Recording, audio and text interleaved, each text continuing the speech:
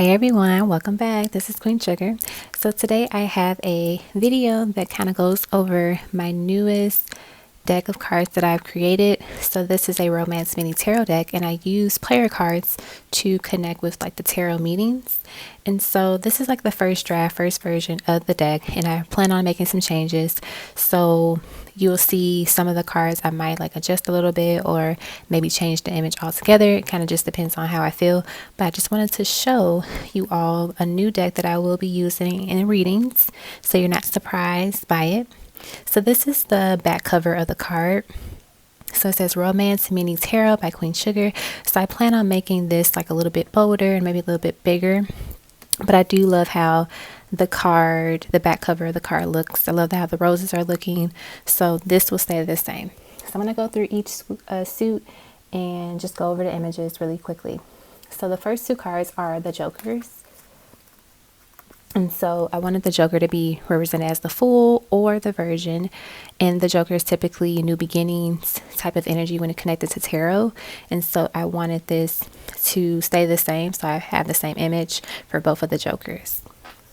And so those who aren't familiar, when you use player cards, you don't get the major arcana cards because there's not enough cards to cover those. So typically you only get the ace through the number 10, and then the king, queen, and jack, and the jack will represent the knight. So you don't have the pages or some of the majority of the major arcana cards.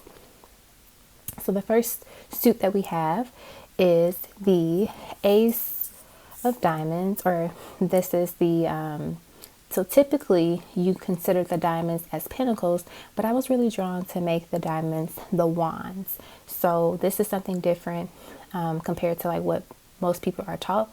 Like I was really moved to make this the wands because I feel like the red, and I don't know, I just get fiery energy, like it was calling out to me.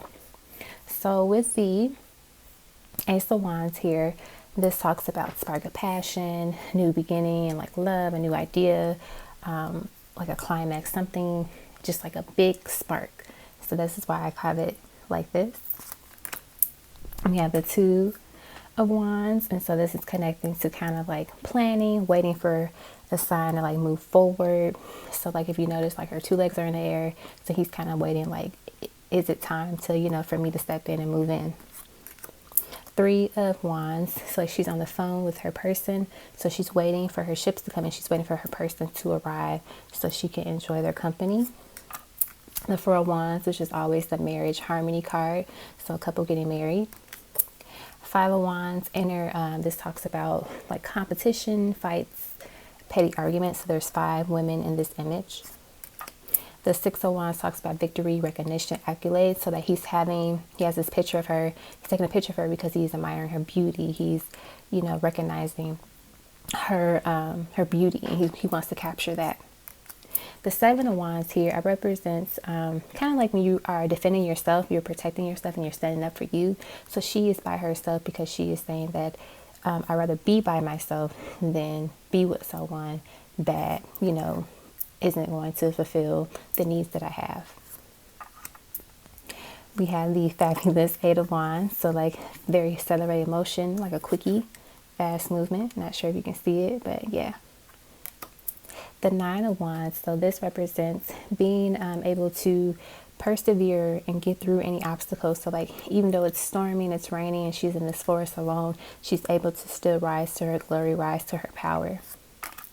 The Ten of Wands talks about carrying a burden. So like if you notice here, he's holding her and she's holding him. So they're carrying each other's weight. Like there is this idea that you don't have to go through this alone. I'm here to carry your weight with you to help you.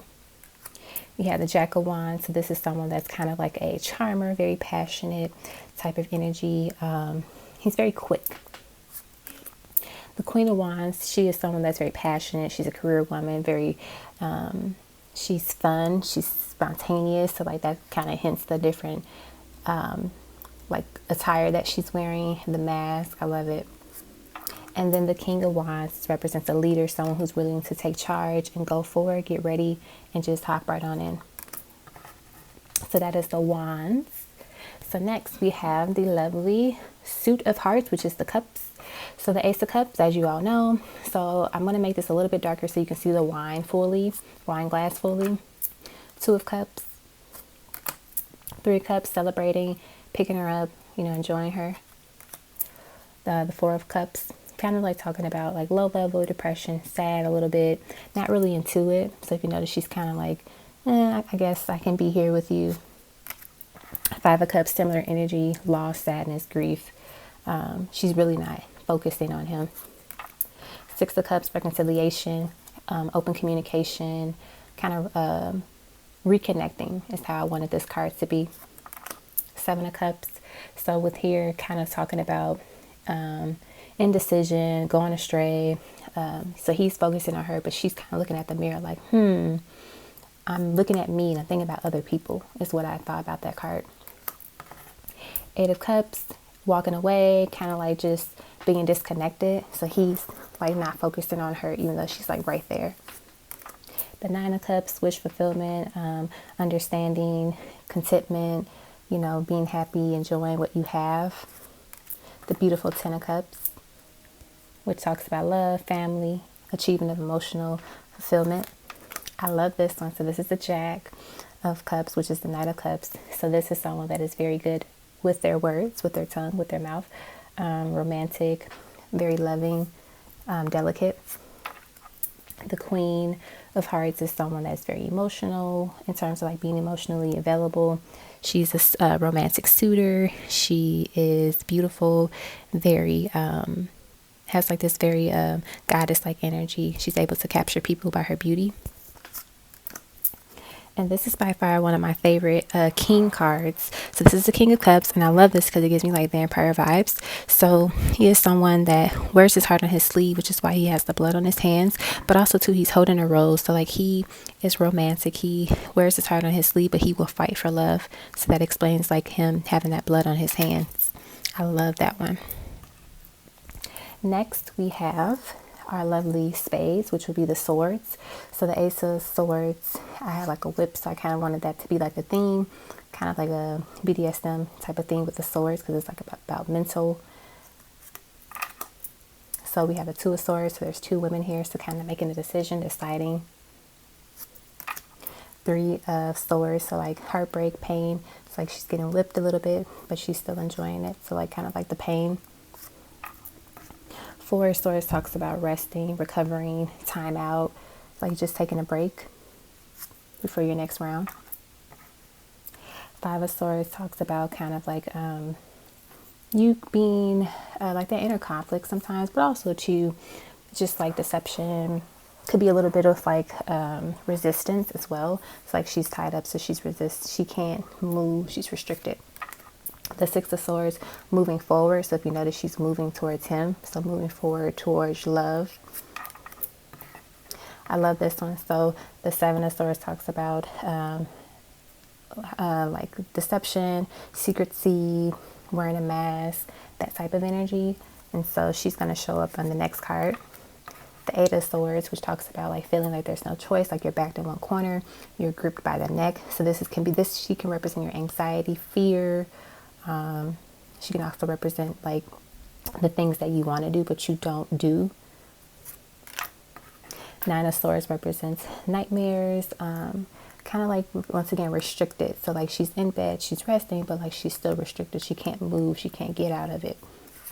The Ten of Swords talks about painful endings, but I wanted this to be more so like a pleasurable ending, in a sense of as you end something, as you reach it, this final moment, it results in something that is pleasurable. I love this one too. So this is the Knight of Swords. So this typically is someone that is kind of like a bad boy. He is very intelligent, he's clever, he's a go-getter, he goes for it, someone on a mission. So that's why he has his motorcycle. It's ready to go.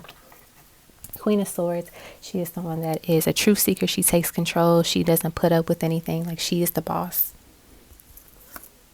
And then the King of Swords, this is someone that is very professional. He's good at what he does. He lets, the person come to them. He draws a lot of attention. He's a good communicator, so he knows how to express what it is that he wants. And then last but not least, we have our lovely clubs, which represents the pentacles. So Ace of Pentacles, like a new offer of love, a prize, something that you want to hold on to and never let go of. That's the theme here. Two of Pentacles, once again, like balancing, juggling two options. Three of Pentacles, focusing on team collaboration, working together. Partnership is how I wanted this card to be. Four of Pentacles, stability, foundation. So like she's seated here, and then like he's still holding her. So both of them are supported. Like nothing, she really can't, if she falls, like she's going to be supported in some way because she's safe in a sense. Five of Pentacles, kind of feeling left out, not feeling really into it, not necessarily in this particular card, I want to say abandonment, but more so like just dissatisfied in a way. Six of Pentacles talks about giving and receiving, so both partners are giving and receiving. I love this one. So the Seven of Pentacles here talks about planting the seed and watching it grow. So like she did whatever she did for her partner, and so now she's allowing her partner to arise to the occasion, or also to just like watching her seeds grow. Eight of Pentacles connects to focusing on your partner, focusing on the work that is to come, paying attention to what is in front of you. The Nine of Pentacles here, I love this one too because it represents material and spiritual independence, satisfaction, happiness, solitude. So she's by herself, but she looks beautiful. Her melanin is popping. Her features are highlighted here. Like she can overcome anything. She's great. Ten of Pentacles, happy home, happy family. That's why we have that sunlight radiating there. Jack of Pentacles, which is the Knight of Pentacles. This is a slower moving knight in the deck. So he is taking his time, getting ready, getting undressed. Love this one. Queen of Pentacles. This is someone, she's a home lover. She's the nester. She's a mother. She's a female leader. She's very earthy. So like I love the earth tones in this image. I love the diamond here representing like she's worth gems. She's worth diamonds. She is valuable. And then finally, we have the King of Pentacles. And so this is like a businessman, entrepreneur. He's very well known. He's high achiever. And so he's very stable. So if you notice, like she has her hands around him because she is enjoying the luxury and the fruits of the labor that he has put in. But also too, this is like representing that stability and always it being yours. Okay, so this was just like a quick overview of my cards. Like I said, I plan to make some edits to them, and then eventually I will have them available for people who are interested in purchasing them. I plan on making a little booklet as well to help those that are interested and want to learn how to use player cards and tarot as well.